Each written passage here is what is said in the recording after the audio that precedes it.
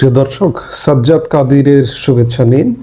এই মুহূর্তে আমরা একটা বিষয় বুঝতে চেষ্টা করব। আমরা বিভিন্ন বিষয় জ্ঞান শেয়ার করি বা অভিজ্ঞতা শেয়ার করি বা তথ্য শেয়ার করি। এই মুহূর্তে একটি আন্তর্জাতিক প্রসঙ্গে তথ্য শেয়ার করতে চাই এবং আমরা বুঝতে চাই কেন মধ্যপ্রাচ্যে সামরিক সরঞ্জামাদিতে আমেরিকার বিকল্প হয়ে উঠতে পারে ভারত।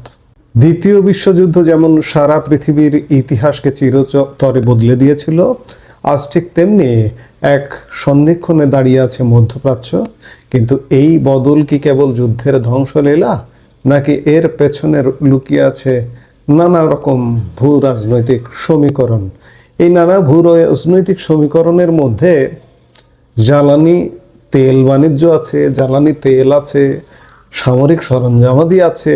এই যে দেশে দেশে পৃথিবীর যুদ্ধের পেছনের অন্যতম একটি নানা কারণের মধ্যে একটি কারণ সমরাস্ত্র।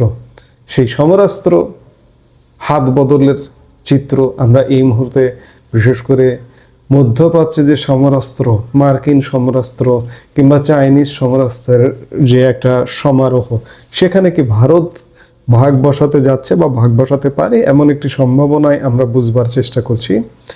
আমেরিকা, যাকে আমরা কয়েক দশক ধরে বিশ্বের একমাত্র সুপার পাওয়ার হিসেবে চিনে এসেছি, সেই আমেরিকার ভাবমূর্তি আজ মধ্যপ্রাচ্যের দেশগুলোর কাছে প্রচণ্ড ধাক্কা খেয়েছে। আর ঠিক এই সুযোগটি নিতে চাইছে ভারত। আজ আমরা একটু খুঁটিনাটি বিশ্লেষণ করে দেখব যে কেন মধ্যপ্রাচ্যে আমেরিকার বিকল্প হয়ে উঠতে পারে ভারত, কেন দিল্লি এখন পৌষ মাস দেখছে।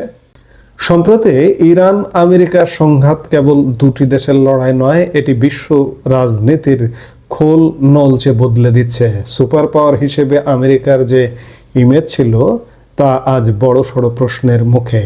মধ্যপ্রাচ্যের দেশগুলো যেমন সংযুক্ত আরব আমিরাত, সৌদি আরব, কুয়েত, কাতার, তারা বুঝতে পারছে যে তাদের এতদিনের প্রতিরক্ষা কৌশলে কোথাও একটা বড় ভুল ছিল। গত 28 ফেব্রুয়ারি ইরানের মাটিতে আমেরিকা ও ইসরায়েলের যৌথ হামলা তেহরান সহ একাধিক অঞ্চলকে তছনছ করে দিয়েছে। এমনকি এই হামলায় মৃত্যু হয়েছে ইরানের সর্বোচ্চ নেতা আয়াতুল্লাহ আলী খামেনির। এর জবাবে ইরান দমে থাকেনি। তারা মধ্যপ্রাচ্যে ছড়িয়ে থাকা আমেরিকার সেনাঘাঁটি ও ইসরায়েলে পাল্টা আক্রমণ চালিয়েছে। আর এই ডামাডোলে কুয়েত, বাহরাইন, ওমান থেকে শুরু করে তুরস্ক পর্যন্ত এলাকাগুলো ক্ষেপণাস্ত্র ও ড্রোনের আগুনে পুড়ছে। গত 20 দিনের এই বিভীষিকা মধ্যপ্রাচ্যের দেশগুলোর মনে একটা কথা গেঁথে দিয়েছে: আমেরিকার ওপর আর অন্ধভাবে ভরসা করা যায় না। যুদ্ধের আগুন যখন এক পক্ষকে পোড়ায়, অন্য পক্ষের জন্য তা সুযোগের দরজা খুলে দেয়। মধ্যপ্রাচ্যের এই অস্থিতিশীল পরিস্থিতিতে নয়াদিল্লি এখন মিশন মোডে কাজ করছে। ভারতের লক্ষ্য খুব পরিষ্কার: বর্তমান অর্থবর্ষে প্রতিরক্ষা সরঞ্জাম নির্মাণের খরচ বাড়িয়ে 1.75 লক্ষ কোটি টাকা করা, অর্থাৎ 2.25 লক্ষ কোটি টাকা। এখানেই শেষ নয়, 2029 সালের মধ্যে ভারত এই লক্ষ্যমাত্রাকে 3 লক্ষ কোটি টাকায় নিয়ে যেতে চায়। সম্প্রতি প্রতিরক্ষা মন্ত্রী রাজনাথ সিং একটি অনুষ্ঠানে অত্যন্ত জোরালোভাবে জানিয়েছেন যে ভারত আগামী কয়েক বছরের মধ্যে দেশীয় ড্রোন উৎপাদনের একটি বৈশ্বিক কেন্দ্র বা গ্লোবাল হাব হিসেবে আত্মপ্রকাশ করতে যাচ্ছে।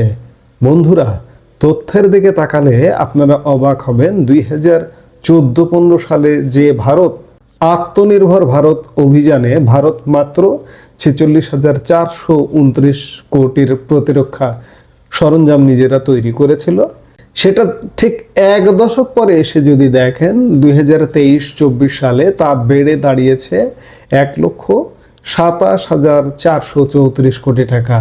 আর 2024-25 সালে এই অঙ্কটা পৌঁছেছে 1.54 লক্ষ কোটিতে, অর্থাৎ 1.5 লক্ষ কোটি টাকায় উন্নীত হয়েছে। অর্থাৎ এক দশকের ব্যবধানে ভারত তার প্রতিরক্ষা উৎপাদন প্রায় 4 গুণ বাড়িয়েছে।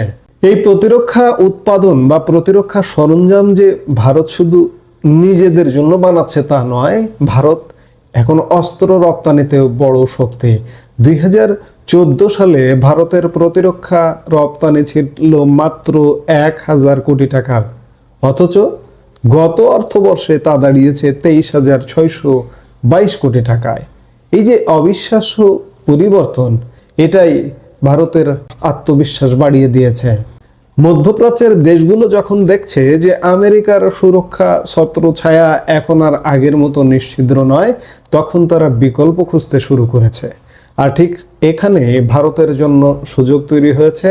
ইরান আমেরিকা যুদ্ধ যখন থামবে, তখন সৌদি আরব বা কুয়েতের মতো দেশগুলো নিশ্চিতভাবেই তাদের প্রতিরক্ষা বাজেট বহুগুণ বাড়াবে। তারা চাইবে তাদের অস্ত্রের ভাণ্ডারে নতুন যুদ্ধবিমান, রণতরী, ড্রোন এবং মিসাইল ধ্বংসী ব্যবস্থা মজুত করতে। ভারত ঠিক এই চাহিদাই পূরণ করতে চাইছে। এখন প্রশ্ন উঠতে পারে, কেন এই দেশগুলো ভারতকে বেছে নেবে?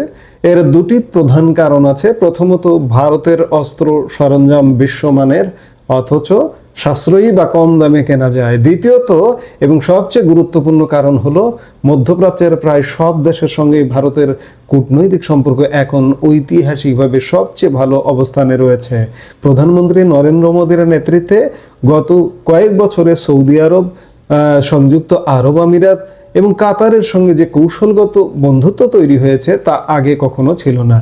একদিকে ভারত ইরানের সঙ্গে চাবাহার বন্দর নিয়ে কাজ করছে, অন্যদিকে ইসরায়েল ও আরব দেশগুলোর সঙ্গেও সমদূরত্ব বজায় রেখে সুসম্পর্ক রাখছে। এই ভারসাম্যপূর্ণ নীতি ভারতকে মধ্যপ্রাচ্যে আমেরিকার একটি নির্ভরযোগ্য বিকল্প হিসেবে প্রতিষ্ঠিত করছে।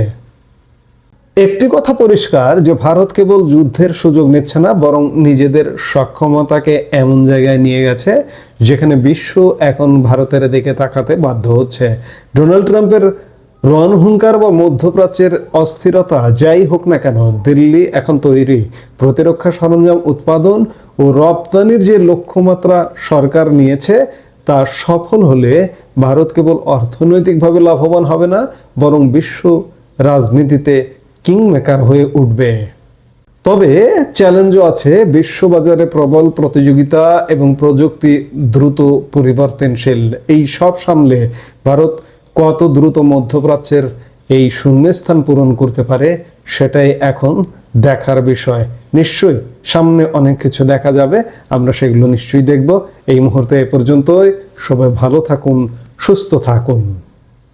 আমাদের ভিডিওগুলো নিয়মিত পেতে সাবস্ক্রাইব করুন Sajjad Kadir and the legends YouTube channel এবং লাইক, কমেন্ট, শেয়ার করে সাথে থাকুন।